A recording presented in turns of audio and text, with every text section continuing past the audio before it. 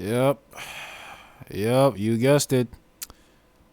Pearl is on is talking to who you call this? Piers. Let's talk. Let's go. Welcome back to Piers Morgan Uncensored. Pearl Davis has racked up a legion of online followers and plenty of breathless newspaper coverage by sharing her incendiary views on modern feminism. The New York Post called her the female Andrew Tate. So she tapped into genuine female pushback to the excesses of wokery, or is she just an attention seeker? We'll find out in a moment. But first, let's take a look at the clip that sent her viral. I don't know. A lot of people think I'm insane because I don't think women should vote. Everybody thinks I'm crazy for this opinion. If anything, this is probably my most extreme opinion. 90% of women have been on birth control. 1 out of 3 women has had an abortion. 1 out of 3 women has an STD. Average body count is over 5, so that your average wife has slept with over 5 people. 95% of women are not virgins on their wedding days. She's 100% an attention-seeking person. Doesn't mean she's saying some wrong things. Okay, well, Paul joined. Just means she's saying some very radical things for He was clips. nodding furiously along there to everything she heard. They got this girl here. You be called the female Andrew Tate. How do you plead? Well, I take it as a compliment. You know, I'm a fan of Andrew Tate. Of everything he says? I mean, it depends what we're talking about, but overall, I think he's got a good message. I think he's good for young men. Okay, look, you're talking about women predominantly. Yes. This is why you've got this big following. And your view is that modern feminism is deeply flawed. I would argue a lot of your proposals, like taking the vote away from women, are deeply regressive. Why would you want to remove, just from yourself, the right to vote? Yeah, exactly. Well, what happened was I had the same view, right? Back when I started, I was like, why? I found out that only 5% of women wanted the right to vote. And I couldn't figure out, like, why would women not? No, it's true. It's true. At the time. At the time. Because they've been conditioned by men to think that they shouldn't have a vote. I mean, that's what they say. But, you know, I started reading their writings, right? And what I found out was that the reason a lot of women advocated for it was because they believed it was the beginning of the breakdown of the family. You know, before you became one in marriage, 85% of people were married. And, you know, I hate to say it, but they were right. What has happened 100 years later? What's that going to do with them having the vote? Well, it also goes back to responsibility.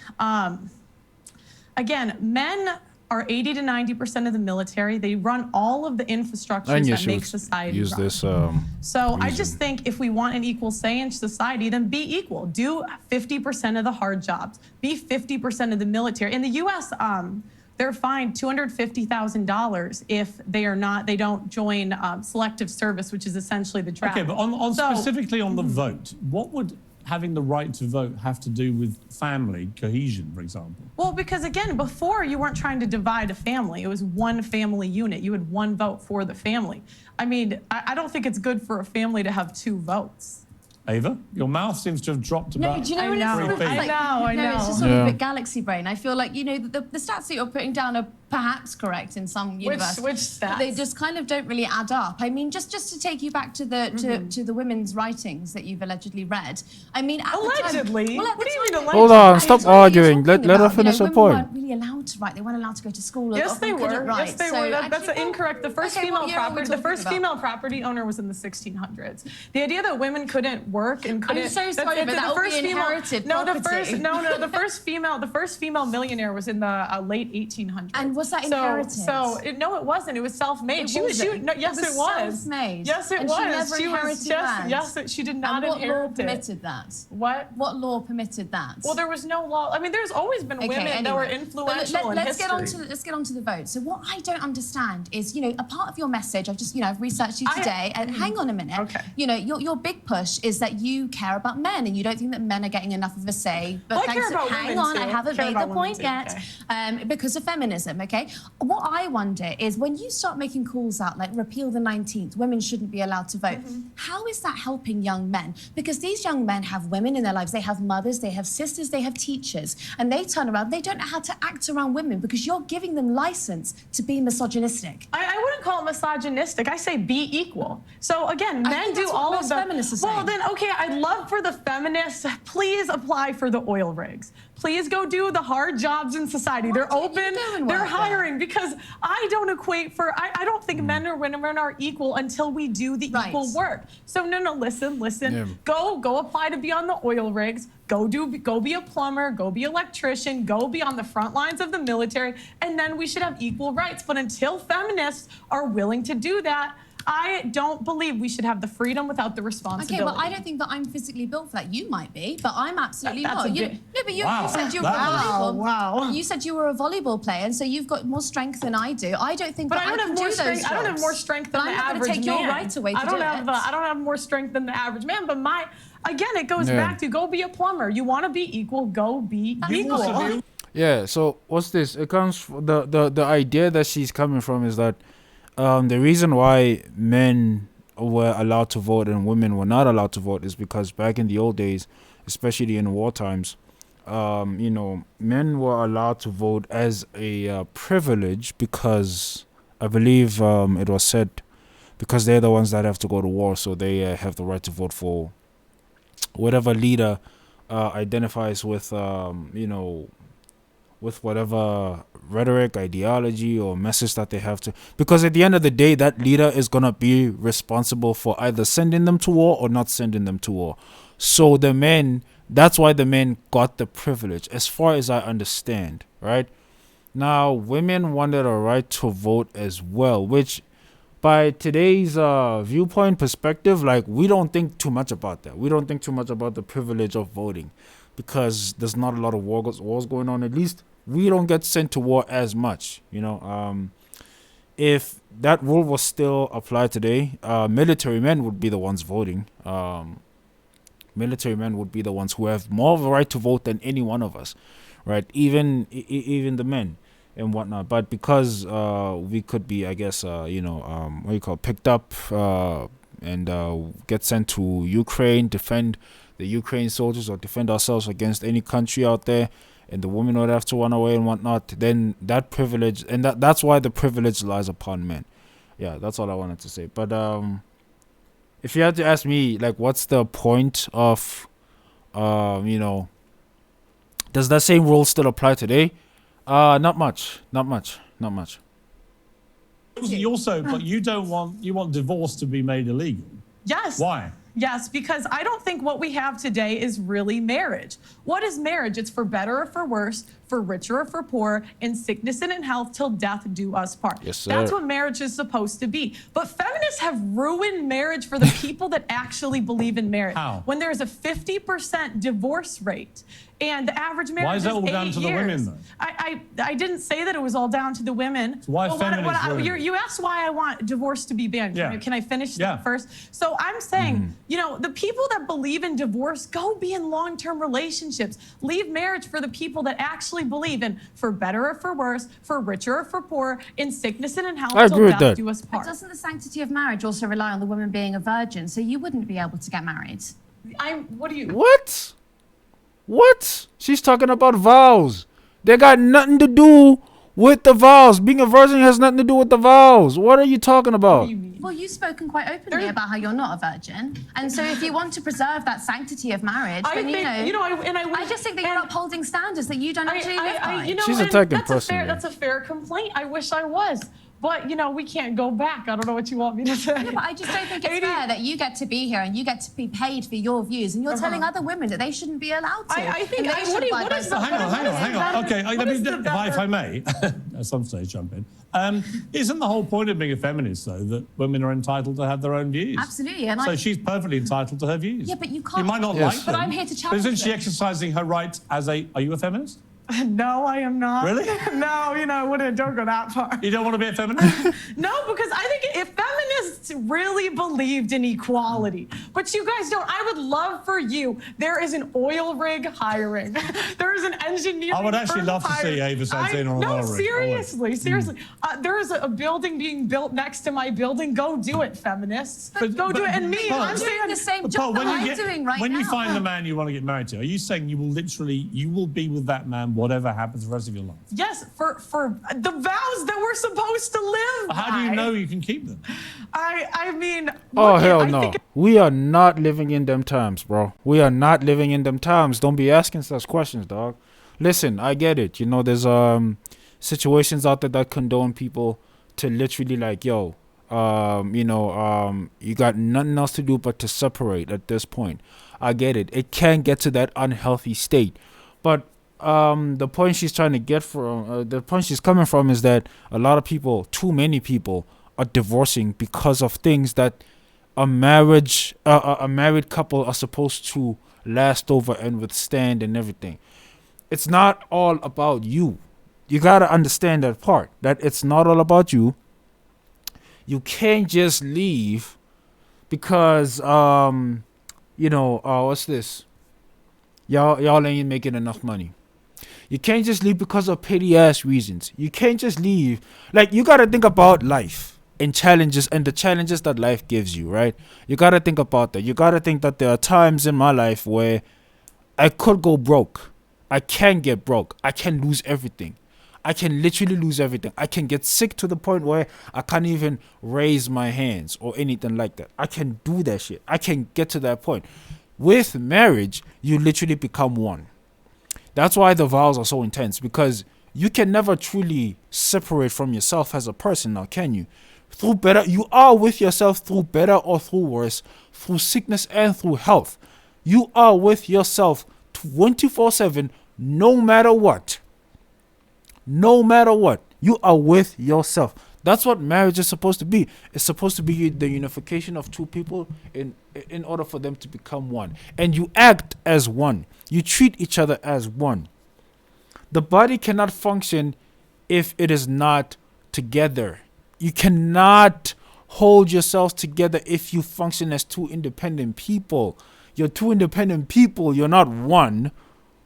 You're not one party. You're two independent people. Y'all can agree on some things, but if y'all don't make it a point for y'all to move as one, then you're never gonna get anywhere. And you're always gonna think individually.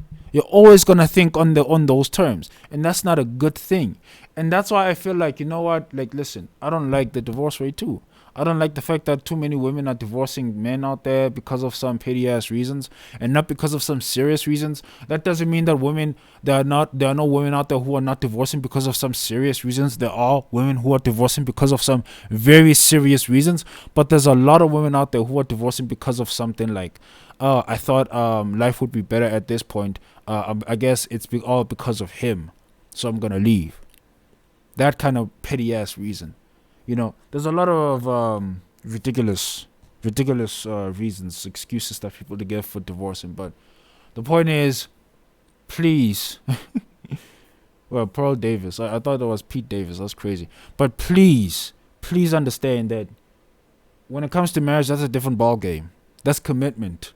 That's a lifetime commitment. It has to be with the person who shares the same values. It can't just be with the person that you have something in common with, or just the person that you love. Unfortunately, it can't be. You can love a lot of things. You can like a lot of things, but can you last with them? You can't. It's a choice. And that's the thing, like, women are so willing to leave marriages because they're not happy. This is not about happiness. The most important thing is the children. And the problem is we have a modern society where it's me, my feelings, leave when I feel like it, yes, exactly. Instead of doing what's best for the kids. Ava, I've got to say, it's a little bit listening to Andrew Tate, where some of it I really don't agree with. I don't agree with the vote stuff. When I hear things like that, I think there'll be a lot of people, especially older generation women perhaps, who think, you know what, she's got a point. Well, I mean, I believe in agency, so I think that if a woman is going to look after her children doing divorce, that's absolutely fine. I also believe in your right to speak your mind about it. What I don't understand... I'd like to say, even before the 1920s, women could speak openly. This idea that, like, women couldn't talk the last 500 years. There have been women throughout history... the American state education system has failed before. It's failing now. There have been women throughout history that have read, written, and been very influential in society. Okay. So this idea like women could never do it. Do you know what I don't understand though is when it gets spiteful, okay? Because you put down a few arguments that I think are perfectly, like, they're kind of evangelical and they're Christian, but those are your right to say it. What I don't understand is when it kind of seeps into this sort of, you call women fat, you say that they shouldn't have abortions, you say that they have STDs. The question is, are they fat? Yes or no? The average American woman is 170 pounds. That's objectively. listen, I mean, like we're not all healthy out here, man. If you actually do the research and the types of food that we're eating, we're all not healthy. But yeah, they're fat. You know, they are fat. I'm not gonna lie. A lot of South African women are fat too. You know, they're very fat, man. Like, but it is what it is. You know, like we like our women.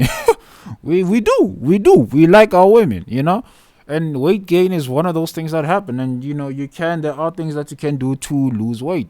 You know, we very much acknowledge that shit. But you know, but we still like our women. We still do.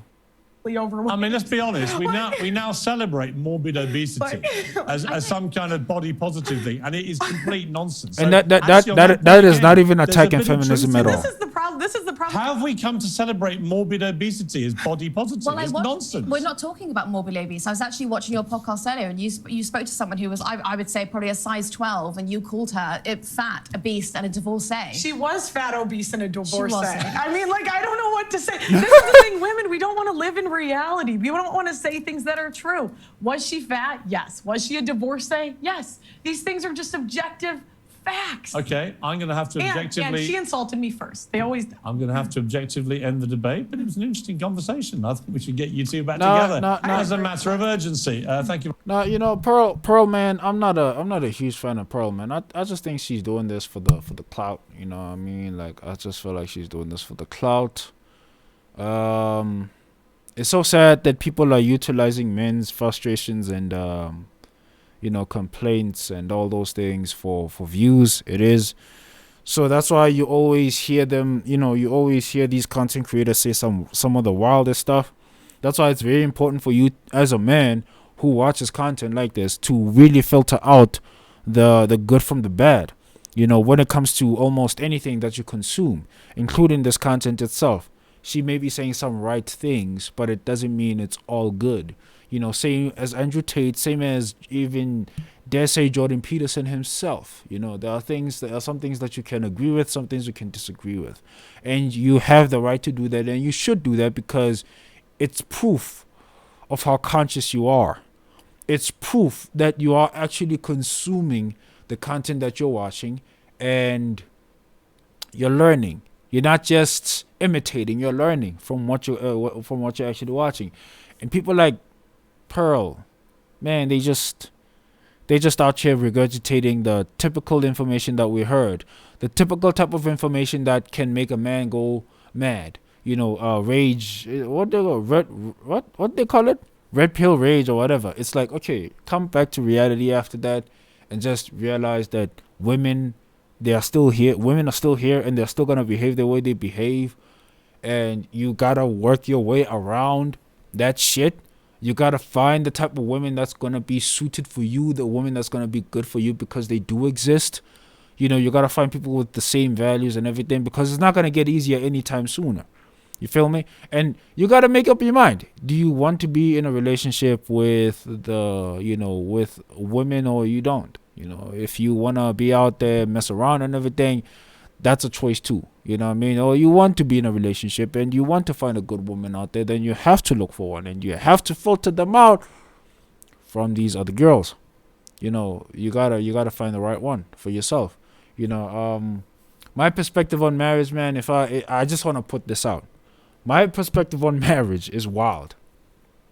I think it's not worth getting married today. That's what's happening right now when it comes to men.